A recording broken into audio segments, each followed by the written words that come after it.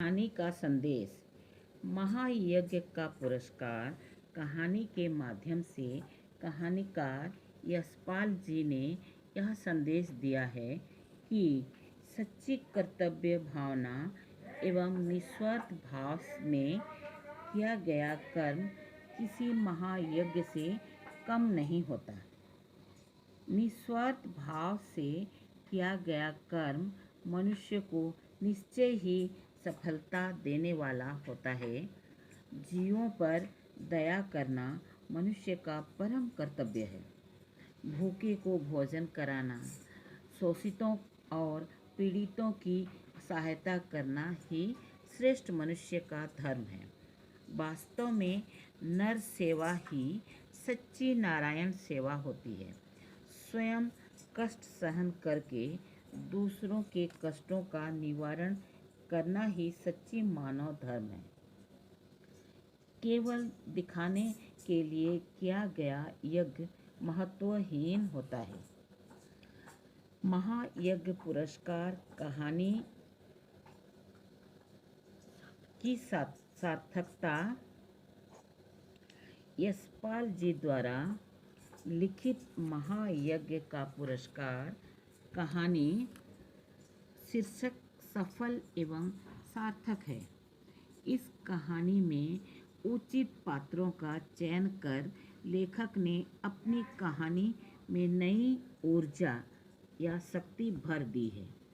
कहानी का शीर्षक उस घटना पर आधारित है जिससे सेठ जी ने अपना कर्तव्य मानकर मरण सन अवस्था में पड़े हुए कुत्ते को अपनी चारों रोटियां खिला दी थीं।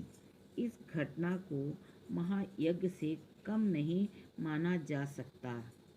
लोग अपने स्वार्थ की पूर्ति के लिए तो यज्ञ आदि कर्म करते हैं, पर किसी असहाय की सहायता करने को तैयार नहीं होते हैं। सेठ जी ने अपनी आर्थिक तंगी में भी मानव सेवा और प्राणी मात्र की सेवा रूपी धर्म को सफलतापूर्वक निभाया। वह विपत्ति में भी अपने धर्म से डिगे नहीं। यद्यपि कुंदनपुर के सेठ की पत्नी ने उन्हें अपना महायज्ञ बेचने के लिए विवश किया, सेठ ने मनोचित कर्म का मूल्य लेना उचित नहीं समझा। प्रत्येक व्यक्ति को प्राणी मात्र की सहायता करना चाहिए। इस कार्य को यज्ञ नहीं कर सकता।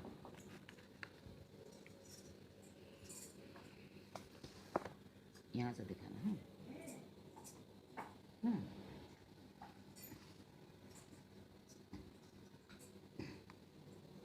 मुख्य पात्रों का चरित्र चित्रण।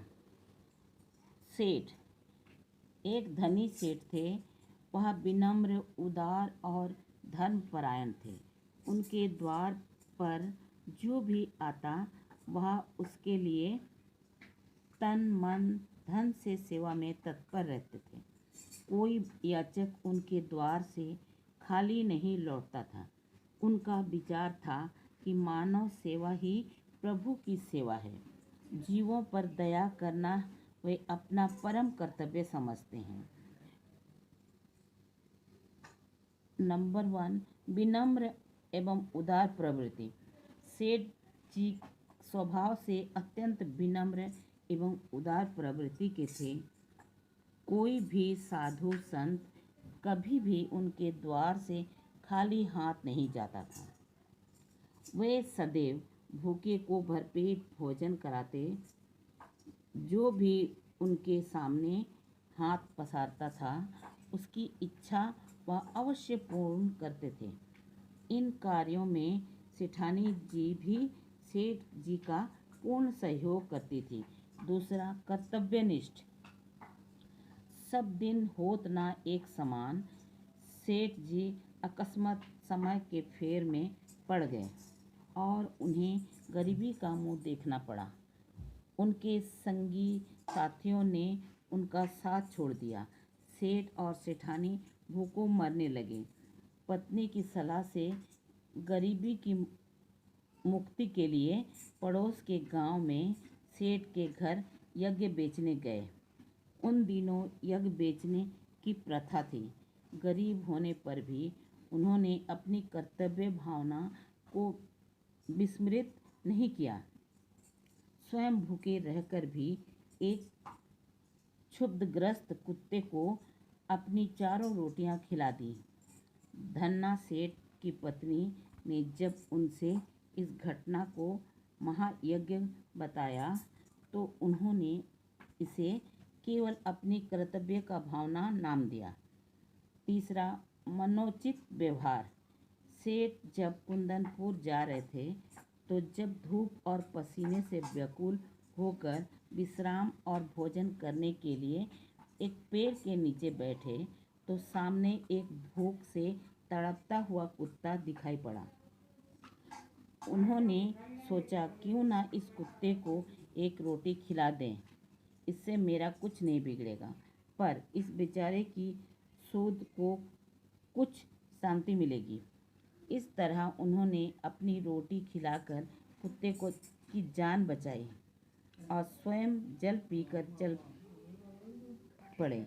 उनके लिए अपने भोजन की अपेक्षा भूखे को भोजन कराना आवश्यक था, क्योंकि वह कुत्ता बहुत कमज़ोर था और पास में कोई बस्ती भी नहीं थी। अतः उन्होंने मनोचित कार्य करके मानव धर्म निभाया। चौथा, बुद्धिमान सच्चे सेवक। सेठ जी यद्यपि धन्ना सेठ के यहाँ यज्ञ बेचने गए थे, पर सेठानी ने उनसे महायज्ञ बेचने को कहा तो उन्होंने कोई उत्तर नहीं दिया और खाली हाथ अपने घर लौट आए। घर आने पर जब पत्नी ने पूछा तो उन्होंने संपूर्ण बातें उनसे बताई। पत्नी ने सांत्वना दी और शाम को जब उनकी पत्नी के पैर में ठोकर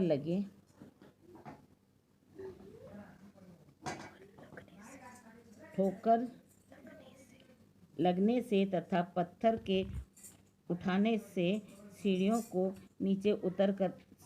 नीचे उतरकर देखा तो वहाँ एक विशाल तहखाना था। घर में मिले तहखाने में हीरे जवाहरात मिले। उन्होंने ईश्वर से प्रार्थना की, हे प्रभु, मेरी कर्तव्य बुद्धि को जगाए रखना। मैं स्वयं कष्ट सहकर दूसरों के कष्ट कम कर सकूं, ऐसे बुद्धि और शक्ति मुझे देना। मेरे ऊपर अपनी दृष्टि सदैव बनाए रखना। इस प्रकार सेठ जी मानवता के सच्चे बुद्धिमान सेवक थे, जिन्होंने अपने जीवन को दांव पर लगाकर एक कुत्ते जैसा निरीह प्राणी की जान बचाई। सेठानी अपने पति की अनुगामिनी थी। उनके सुख दुख में सदैव साथ रहती थी। धार्मिक कार्यों में भी अपने पति का अनुसरण करती वह एक आदर्श पत्नी थी। नंबर 1, बुद्धिमती। सेठ की पत्नी अत्यंत बुद्धिमती थी। गरीबी के कारण जब सेठ व सेठानी भूखों मरने लगे तो उन्होंने सेठ जी को अपना एक यज्ञ बेचने की सलाह दी। निर्धनता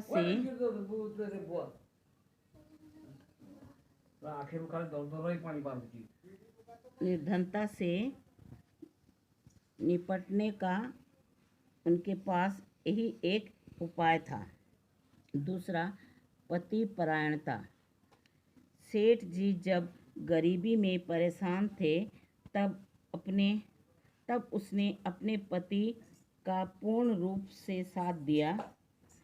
जब सेठ निर्धनता से परेशान होकर कुंदनपुर के सेठ के पास अपना यज्ञ बेचने के लिए गए और वहां से खाली हाथ लौटे तो वे कांप उठी।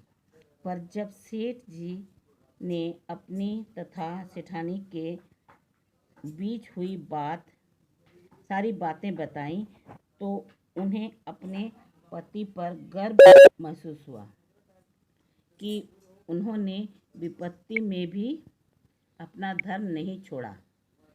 तीसरा, धैर्यवती। सेठानी एक धैर्यवान पत्नी है। यही